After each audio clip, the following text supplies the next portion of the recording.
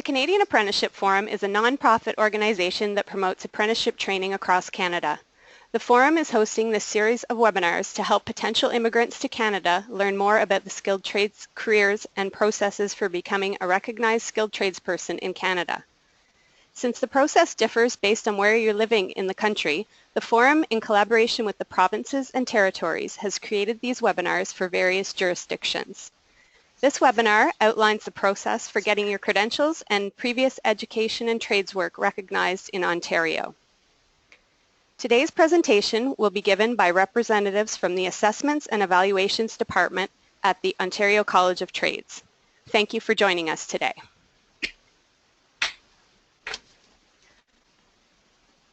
Welcome everyone. My name is Malika. My name is Rupinder. We're from the Ontario College of Trades and work in the Assessments and Evaluations Department. This presentation will cover two pathways to certification in Ontario.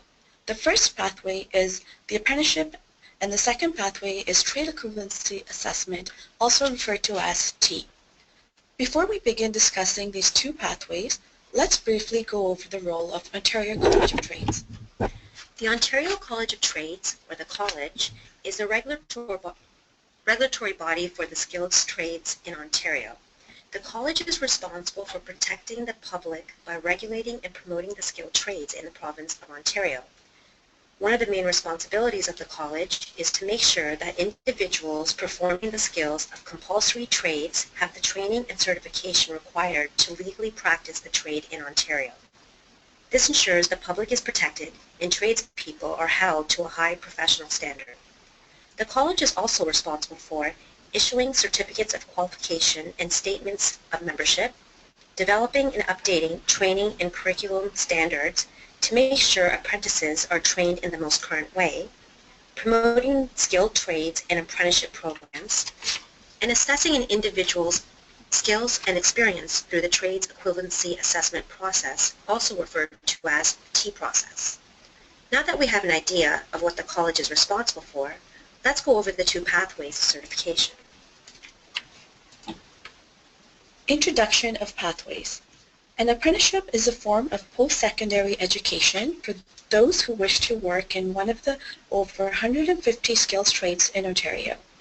80 to 90% of apprenticeship training takes place in the workplace, during which time apprentices are paid. The remainder of an apprentice training takes place in class.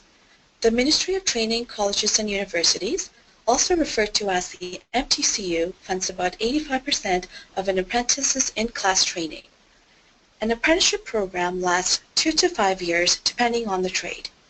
Those who have already completed some apprenticeship training hours in or outside of Ontario are administered a prior learning assessment and recognition, referred to as PILAR review through the MTCU, and may enter into the Ontario Apprenticeship Program with advanced status. The second pathway to certification is the Trade Equivalency Assessment process. The T assesses skills and experience against an apprenticeship program in Ontario. The T is for those who either hold a red seal or match certificate of qualification, and also referred to as C of Q from another Canadian province or territory, or who have experience from across Canada or from another country. Each pathway to certification takes a different route. The apprenticeship pathway requires apprentices to complete on-the-job and in-class training as outlined in their Trades Apprenticeship Training Standard Logbook, also referred to as Logbook. The logbooks are accessible online from the College's website at collegeoftrades.ca. After the apprentice has completed the required on-the-job and in-class training required for their trade, they will receive a certificate of apprenticeship. For those trades with an exam, the individual will receive their C of Q after they successfully pass the trade exam. For those trades without an exam, an individual will be eligible to receive their C of Q after meeting college membership requirements. The T process begins with those who have skills, experience that match an apprenticeship program. Once application and supporting documents are assessed by the college and have been approved, applicants will receive their C of Q after they successfully write the exam for their trade. For those trades without an exam, applicants will be eligible to receive their CFQ after meeting college membership requirements. Now let's dive a little deeper into each of these pathways, starting with the apprenticeship pathway. There are over 150 trades to choose from for those interested in completing an apprenticeship program in Ontario. After you've decided on the trade that's right for you, your next step is to find a sponsor who is willing to train you and engage in apprenticeship training. A sponsor could be an employer or an individual or a group. People who want to become apprentices usually apply directly to an employer, union, local apprenticeship committee, or sponsor group. To formalize your status as an apprentice, you and your employer are required to sign a registered training agreement, also known as RTA, with the MTCU. The next step is to contact the Ontario College of Trades to become a member under the apprenticeship class. This will ensure you're being trained according to the standards for your trade. There's a lot of financial supports available throughout an apprentice's training. Financial supports paired with the fact that apprentices are paid throughout their on-the-job training can allow apprentices to complete their training debt-free. Now, we'll explore each of these steps in detail. Getting started. To help you to decide which trade you'd like to apprentice in, ask yourself, what trade sector am I interested in? There are 4 trade sectors: construction, motive power, industrial, and service. What are the opportunities? For some trades, there is the opportunity to move into management or run your own business. What are the eligibility requirements? The eligibility requirements are: you must be 16 years of age or older. Most trades require the completion of a grade 12 high school diploma or equivalent, but some trades require grade 10.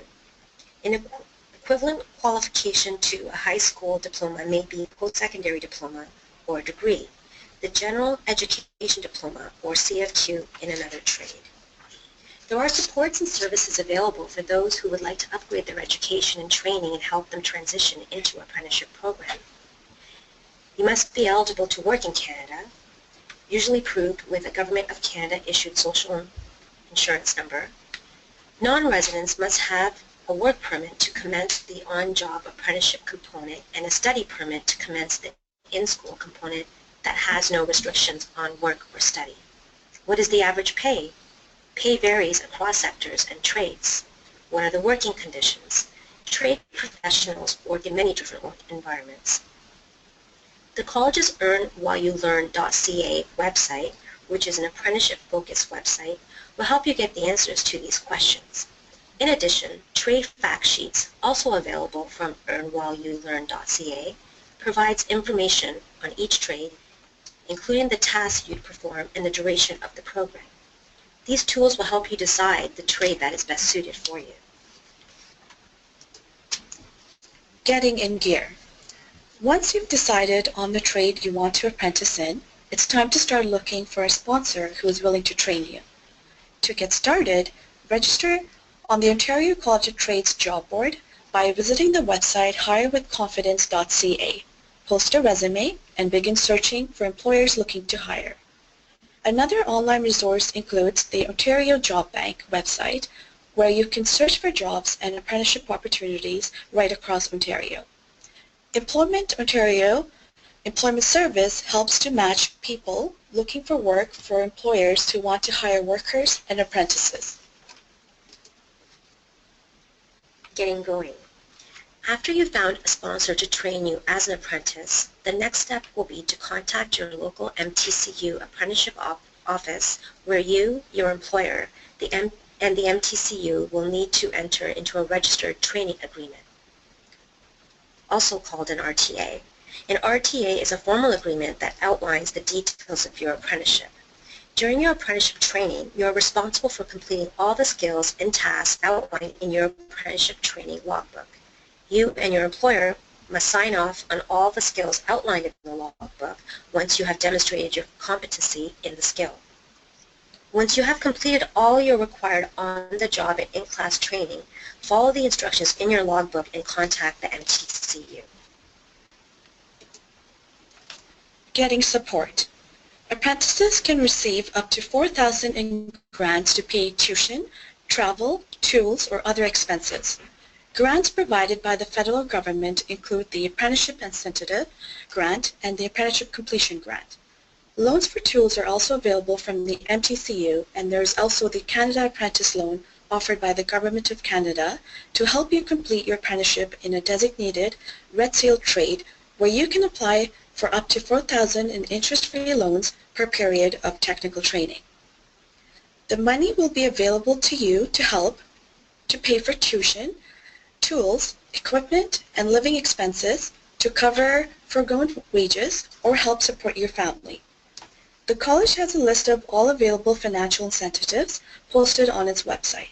You can obtain this information by visiting collegeoftrades.ca. Getting ahead.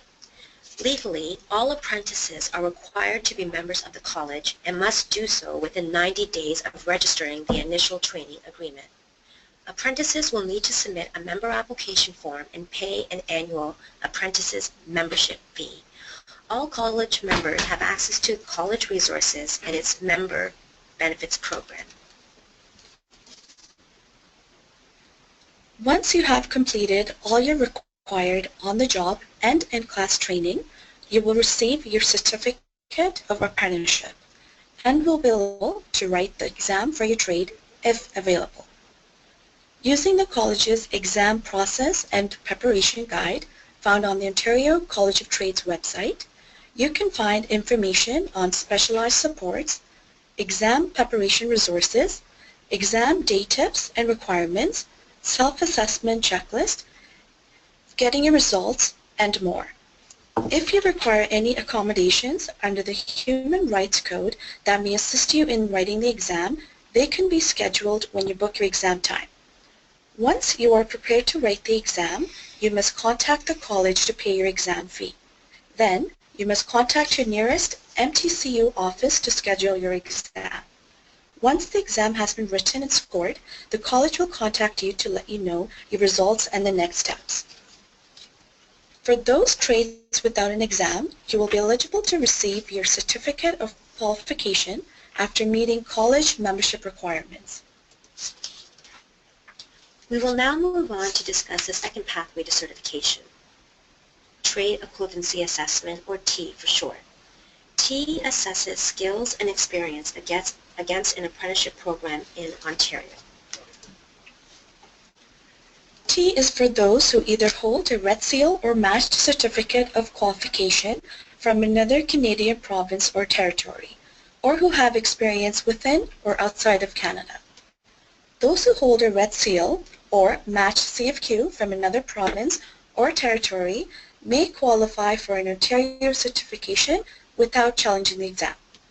Those with experience from across Canada or from another country that is equivalent to an Ontario Certificate of Apprenticeship will qualify to write the certificate exam for the trade. For a trade without an exam, individuals can apply for college membership. The college's T application guide is available to help guide applicants through the process and ensure they submit all required documentation. T applicants should in detail review the eligibility requirements before completing and submitting their T application, supporting documentations, and processing fee to the college. Types of applicants. In addition to those who hold a Red Seal or matched CFQ from another Canadian province or territory, T is also suitable for skilled workers who have gained experience working with employers or certified tradespeople, who are self-employed, who are refugees, refugee claimants, or individuals from war-torn or natural disaster-affected regions. A skilled worker is defined as someone who has the skills and experience equivalent to those acquired through an apprenticeship, Ontario apprenticeship. Eligibility and requirements. In order for your T application to be approved, you must provide adequate proof that you have the experience and the skills in the trade that are equal to or exceed the standard of training that an Ontario apprentice receives. This is defined by the on-the-job training standards for each trade. Reference the college's trade fact sheets or apprenticeship training standards and the Red Seal's National Occupational Analysis, or NOA for short, for your trade to find out the required number of apprenticeship hours and skills.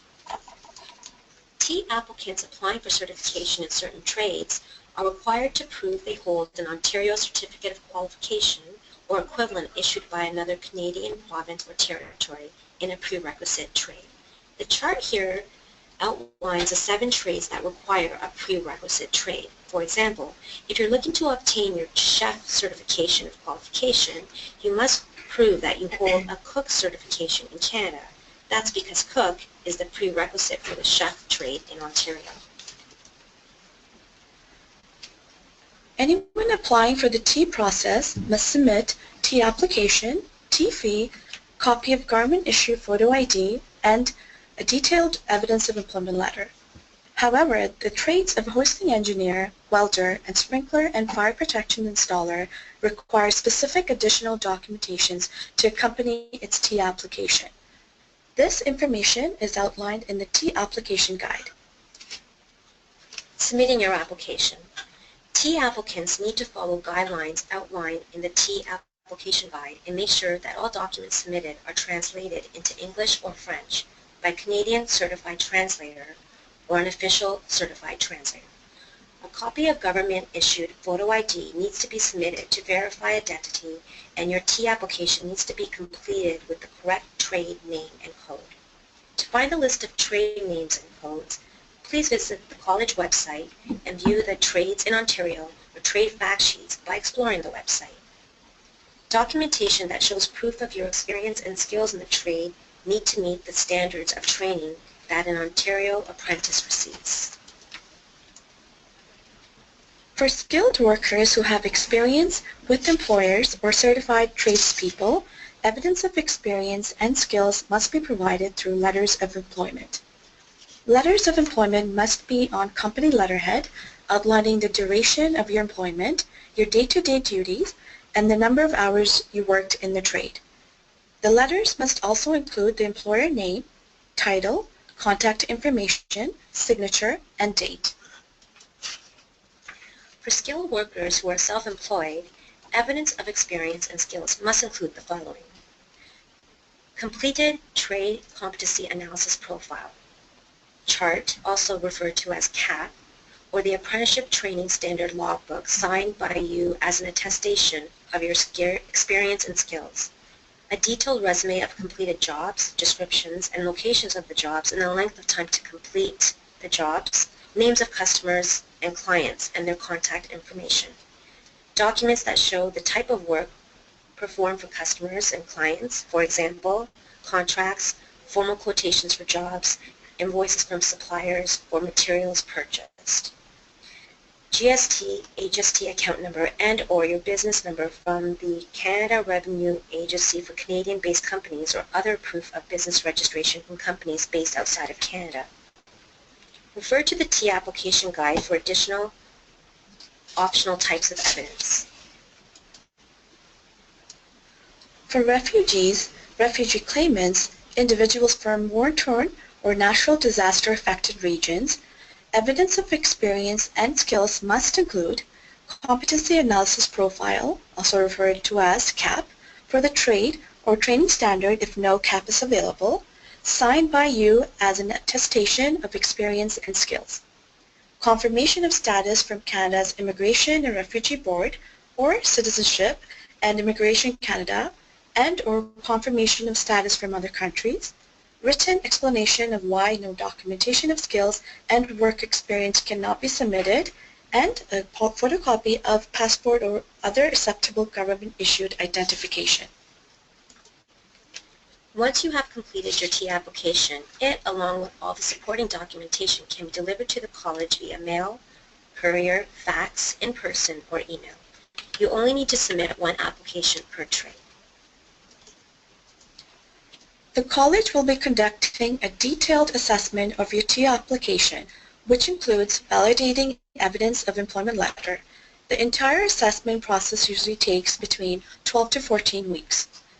Once assessed, applicants will be sent a decision in writing. Applicants who have been approved will be eligible to write the CFQ exam or apply for membership in the college's Journey Persons class. If your T application is not approved, you will be provided with instructions for resubmission timeframes. If resubmission timeframes are not met, or if further supporting evidence required is not provided, a final notice letter will be sent and the applicant's file will be closed. If your T application has been approved and your trade has an exam, it's time to begin preparing to write the exam. Using the college's exam process and preparation guide, you can find information on specialized supports, exam preparation resources, exam day tips and requirements, self-assessment checklists, getting your results, and more. If you require any accommodations under the Human Rights Code that may assist you in writing the exam, they can be scheduled when you book your exam time. Once you are prepared to write the exam, you must contact the college to pay your exam fee. Then you must contact the nearest MTCU office to schedule your exam. Once the exam has been written and scored, the college will contact you to let you know your results and the next steps. For those trades without an exam, you will be eligible to receive your certificate of qualification after meeting college membership requirements. There are lots of online resources to help you along the way. We encourage you to use these resources to help you with your T application or get more information on apprenticeship programs. Thank you for taking the time to learn about the certification pathways in Ontario. If you have any further questions, please contact the Ontario College of Trades. We look forward to assisting you in achieving your trade certification goals in Ontario.